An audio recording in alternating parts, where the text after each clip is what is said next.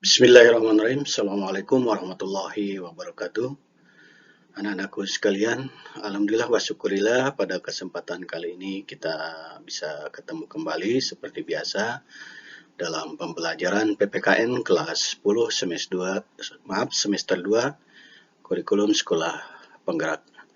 Adapun yang akan kita kaji bersama pada kesempatan kali ini materinya yaitu mengenali, menyadari, dan menghargai keragaman identitas.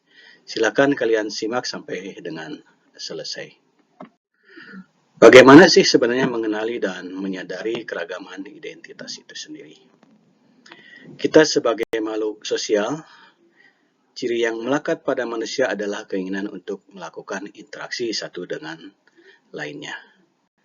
Nah, interaksi itu sendiri mengandung arti bahwa hubungan timbal balik yang dilakukan baik antar individu, antar kelompok, maupun individu dengan kelompok.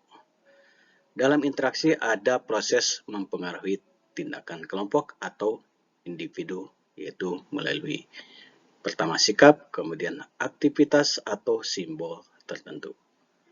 Orang akan mengenali yang lain melalui proses interaksi tersebut. Kemudian, proses untuk mengenali yang lain yang juga dilakukan oleh manusia dalam kapasitasnya sebagai makhluk sosial bisa dijumpai melalui cara lain, yakni sosialisasi. Anak-anakku sekalian, sosialisasi itu sendiri mengandung arti bahwa penanaman atau penyebaran diseminasi adat, nilai, cara pandang, atau pemahaman yang dilakukan oleh satu generasi kepada generasi berikutnya dalam sebuah masyarakat. Itu pengertian sosialisasi. Berikutnya adalah hasil interaksi dan sosialisasi.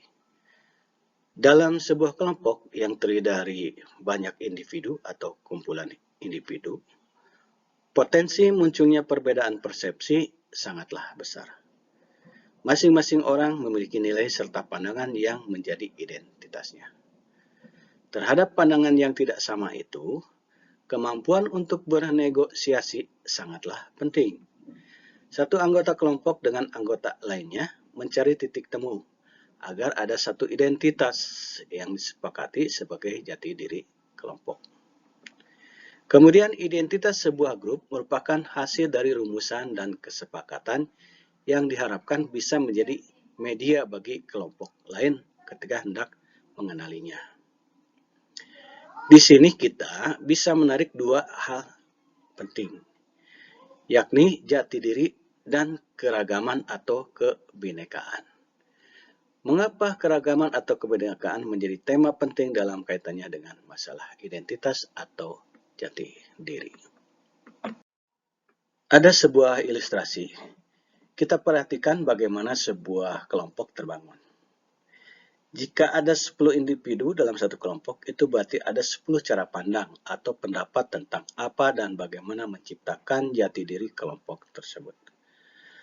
Begitu pula ketika 100 kelompok hendak menciptakan jati diri untuk satu kelompok besar, kita akan mendapati 100 jati diri yang sedang berkomunikasi tentang bagaimana menciptakan identitas bersama mereka. 10, 100, 1000, dan seterusnya adalah representasi dari kebinekaan atau kemajemukan. Kita ketahui bahwa di dunia ini ada beragam identitas, baik identitas individu maupun kelompok.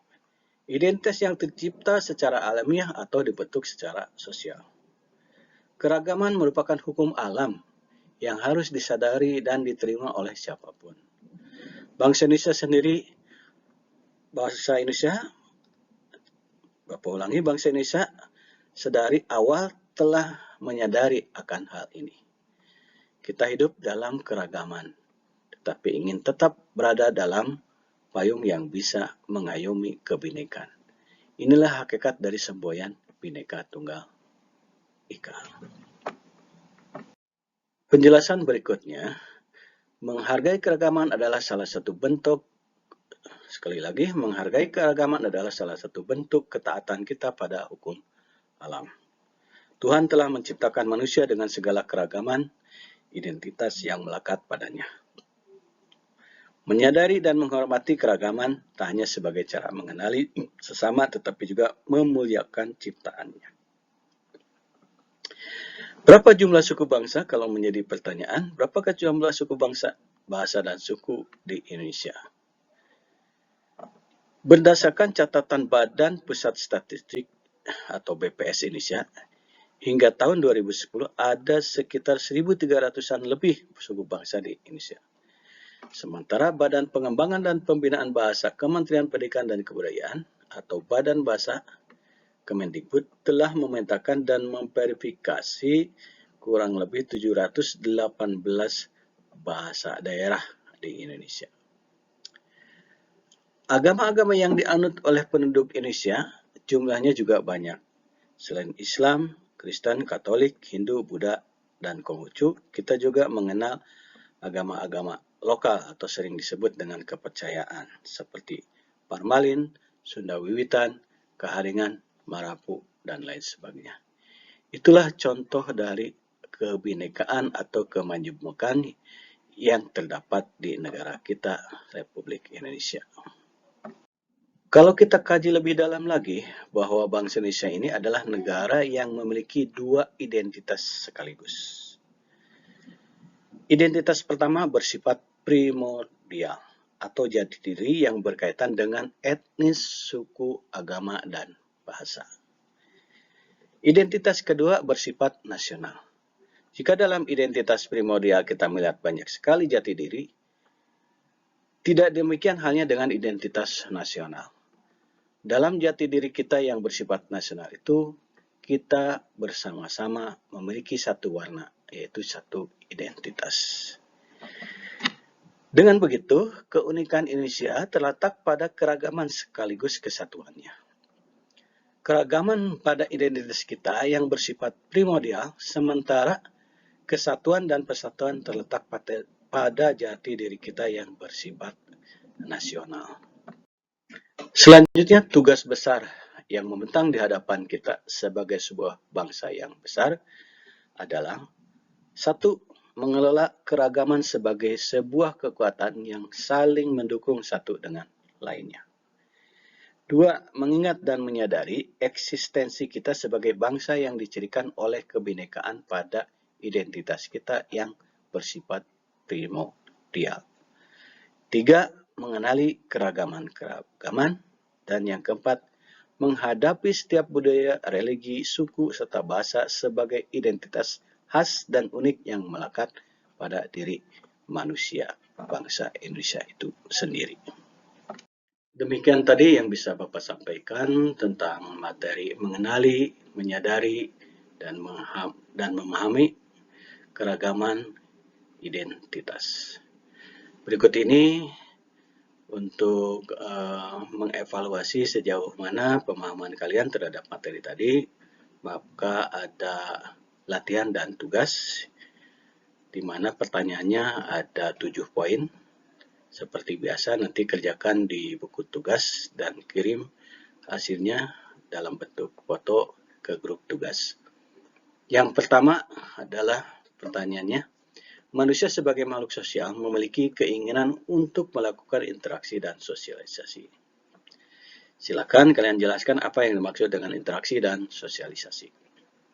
Kemudian yang kedua, mengapa dalam sebuah kelompok yang terdiri dari banyak individu, potensi munculnya perbedaan persepsi sangatlah besar. Ketiga, Badan Pengembangan dan Pembinaan Bahasa Kementerian Pendidikan dan Kebudayaan telah memetakan dan memverifikasi bahwa jumlah bahasa daerah di Indonesia sebanyak ... Keempat, penganut sistem religius Batak asli atau Uga Malim yang tersebar di sekitar Danau Toba dan Pulau Samosir disebut apa?